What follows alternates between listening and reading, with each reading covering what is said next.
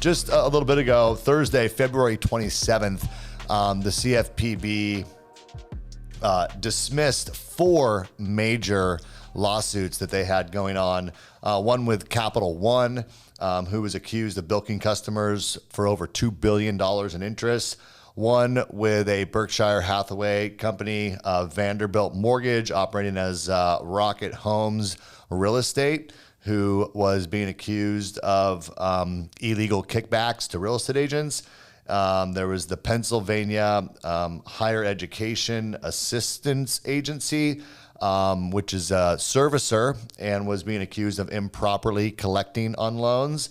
And then there was a TransUnion lawsuit that had to do with them violating a 2017 rule about marketing their credit tools to consumers. These are 4 major lawsuits. And in the article, it said insiders at the CFPB are saying, well, this is probably just the first of many others that would likely be dismissed. Now, what's really interesting about this is all this has happened since the current director, which is Russell Vought, was brought in. I believe he's the interim director, replacing Rohit Chopra, who was the CFPB director under the previous administration. But what's really interesting about this announcement that came out on February 27th is it was during the confirmation hearings going on for Jonathan McKernan, who is expected to be the long-term CFPB director under, who was recommended by the Trump administration. So kind of interesting timing there.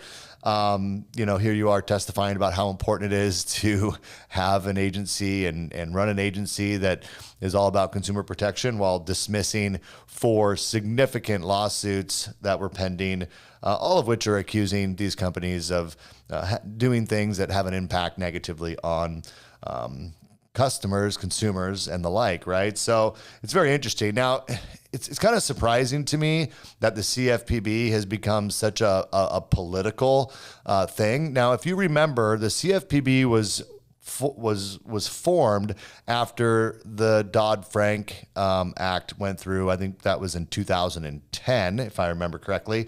And that called for the formation of the CFPB. Now, it is an interesting agency within the government because of the way that it reports up and its accountability. It kind of has infinite power to do what it is that it sees fit in order to protect the consumer.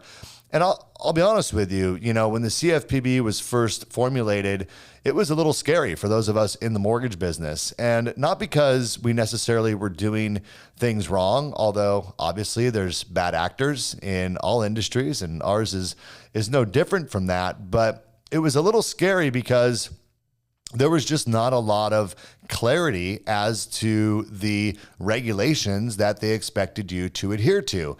And they kind of had this policy of regulation through enforcement. So you would just watch some other company get nailed by the CFPB and you'd be like, oh, okay, well, I guess that is something that we shouldn't be doing. Now, some of this stuff is obvious, but not all of it was.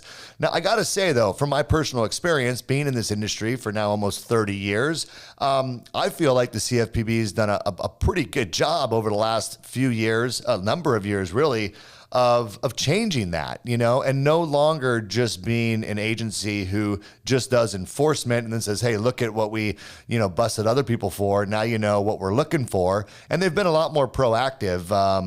Their website's gotten a lot better. They provide a lot of information on there that clarifies, what they feel like are the policies and procedures that finance and mortgage companies and all the different entities that they oversee should be following. So it really has evolved over time.